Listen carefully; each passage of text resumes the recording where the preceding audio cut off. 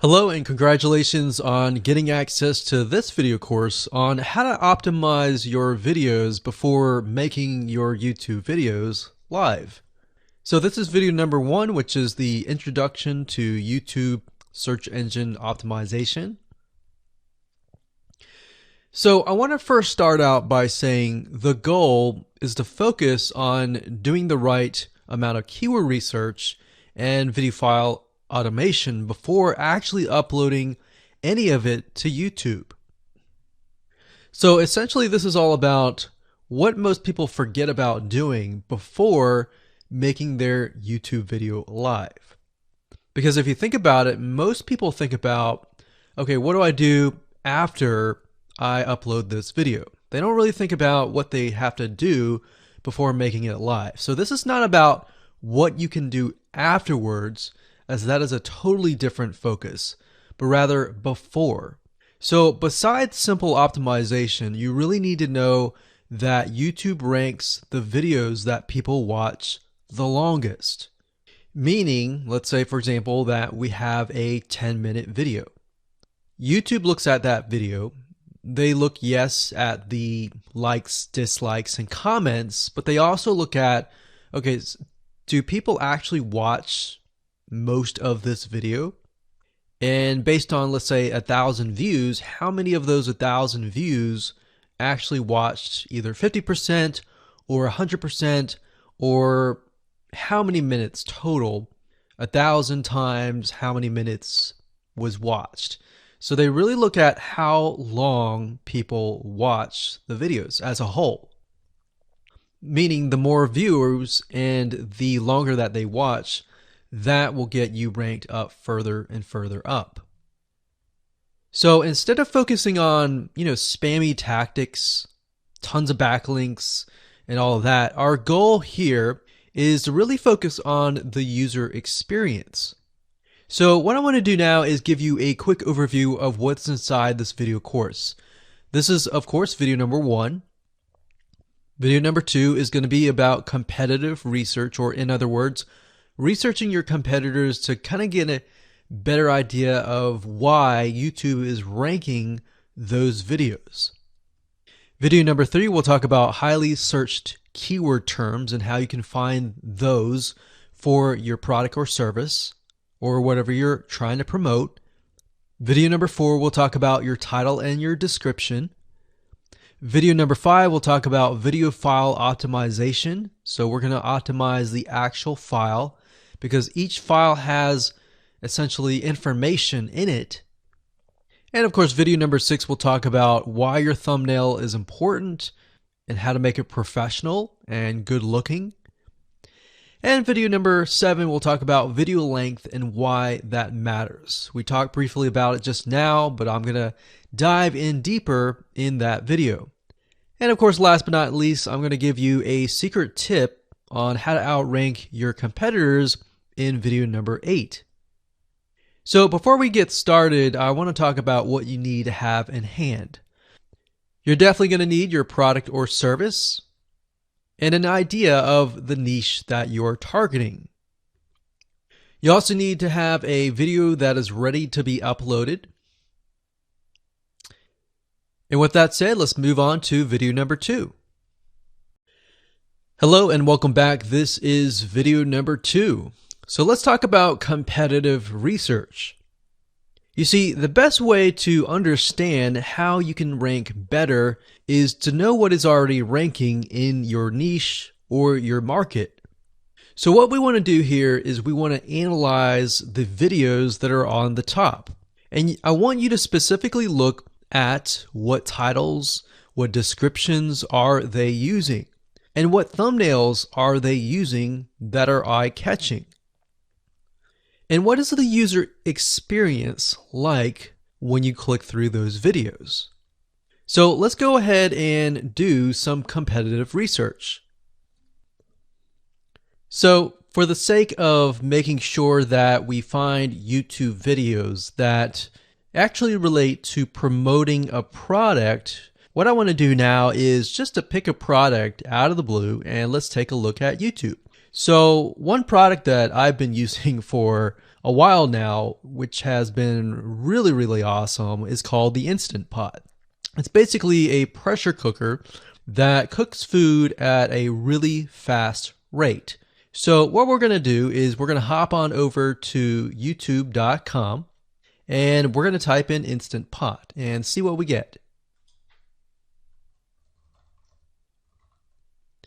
So I'm not going to click enter just yet because I'm interested in getting an idea of what kind of potential keywords that we could rank on, or what potential videos that we can create. And we'll talk more about this in the next video. But for now, let's just do some basic keyword brainstorming and then, of course, do some competitive research. So Instant Pot, we got Instant Pot recipes, we got Instant Pot ribs, Instant Pot roast. So let's just click here and see what we get. Now we can see how to use Instant Pot has 316,000 views right here. Instant Pot chicken, top 6 easiest things to cook in your Instant Pot. Perfect for beginners. All right. So let's just take a look at the top 3. So let's go ahead and open those up. And let's analyze them. So the first one is this one here. And let's pause the video. We'll skip the ad. All right.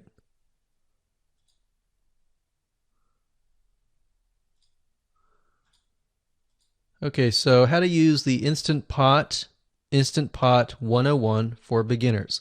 So if we think about the type of audience that the Instant Pot attracts, it attracts somebody who has a busy life, who may be a beginner at cooking and just wants a quick and easy meal done fast.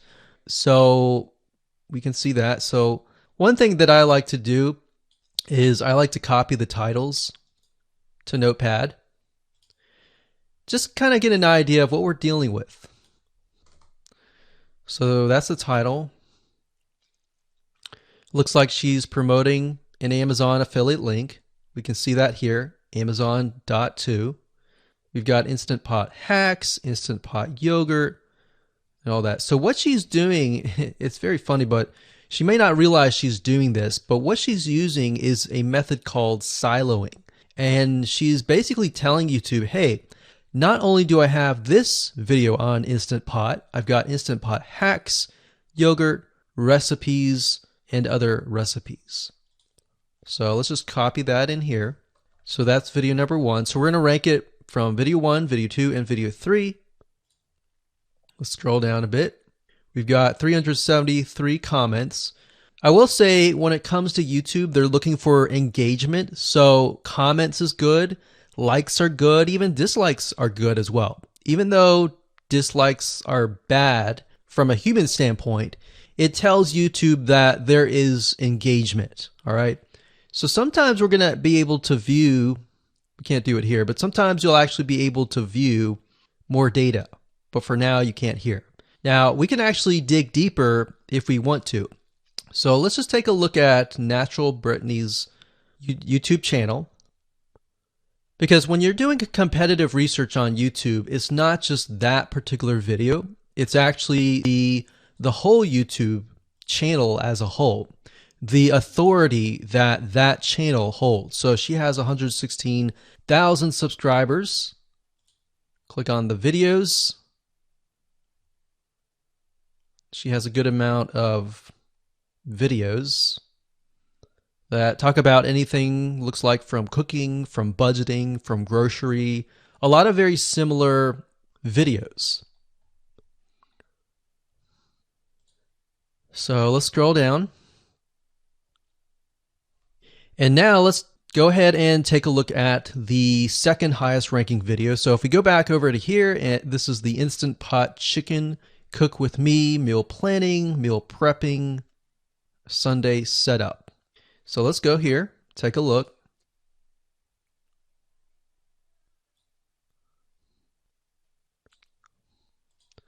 Okay, let's see here. So it's a 20-minute video, all right?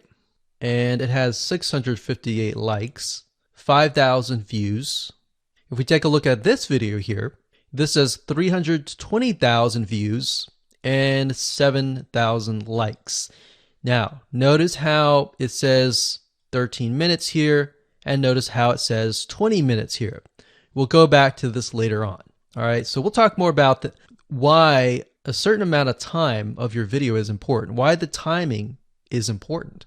And why is it that this lady has only 5,000 views, whereas the other lady has 300,000, and this lady is ranked right below that lady? All right. So why is that important? And why does that correlate to the time? So we'll talk more about that later on. But for now, let's just do competitive research. We're not trying to figure things out right now, and go from there. So if we take a look at the description, it says cook with me as I try a new recipe with Instant Pot. So the description contains the keyword. Sunday setup. Looks like she's got some Amazon links. And if we think about Instant Pot, who could it be targeting? All right, so this lady calls out people who are trying to prep on Sunday. So if we can get an idea of who it's targeting mothers, it's targeting people who are busy, who maybe only have time on Sundays to set things up. And chicken is a common thing, so maybe she's getting a lot of clicks. We don't know exactly, but we know that the headline and the description work together and getting clicks.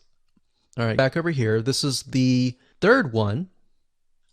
So let's take a look at this one. So this one is 8 minutes, but it has a lot more views than those other two videos, but it's shorter. It's shorter, but it has longer amount of views, and it's third. It's got 11,000 likes and 633 dislikes. If we scroll down, we can see that it has more comments than the first one. So why is it that the first one is number one and this one is the third one and it has more views and more comments? Well, we don't know exactly why, but I have a hunch as to why that is, which we'll talk more about ranking and what Google and YouTube is looking for later down the road. So that's that. Let's just copy that title. And I'm going to go ahead and pause this video and we'll copy and paste that information to the notepad. Okay, so I went ahead and copy and paste the information. So this is video 1, this is video 2, and this is video 3 down below. So let me make this bigger so we have this information. So as we're kind of analyzing the competitor, we want to save this for later, but can you kind of see a similarity here? So this is calling out the target audience. This is calling out the people who are busy, essentially. And top 6 ways, top X ways, top certain number ways is always a good title. So perfect for beginners. So if you can imagine, we already see that this title has beginners. This one's calling out perfect for beginners. And this one essentially is calling out people who are busy. So it's a target audience. So that's key. So having this in hand gives you a better idea on what potential titles and descriptions that you can have. Now, you can do some deeper dive competitive research using specific tools. And one specific tool is called Social Blade. So that's socialblade.com, as you can see here. And I like to use this to kind of get a better idea of the YouTube channel as a whole. Because what you're trying to figure out is, did this person rank because their channel as a whole has a lot of traffic? Or did this person rank simply because of the titles and the description? So there's many factors that come involved, but let's take a look at Naturally Brittany. So let's go ahead and copy this. And you basically want to come here and type in the username of the YouTube channel. So we'll go ahead and click this here. Okay, so we can see here that this is Naturally Brittany, 116,000 subscribers. She's got 19 million video views. So that kind of gives us an idea of how easy it is to break through. Is it easy? Is it going to take a little bit work or what? So let's just go ahead and open her up, and let's do the same thing with the other videos. So this one is marriage and motherhood. We got that here. So she has 7 million video views. So it's about half of what we saw earlier. And this one is called Six Sisters Stuff. And this one has about 9 million video views.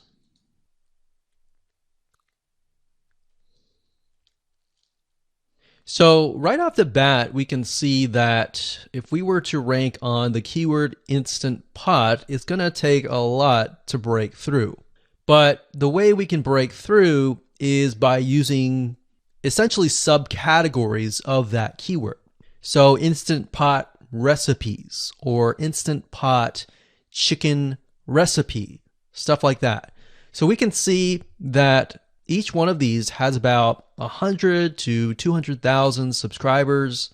So you're going to have to be competing against that. Now, obviously, if you have a good size YouTube channel, that will usually mean that you can break through fairly easily. But if you're just starting out, then breaking through on that keyword is going to be a little bit more difficult.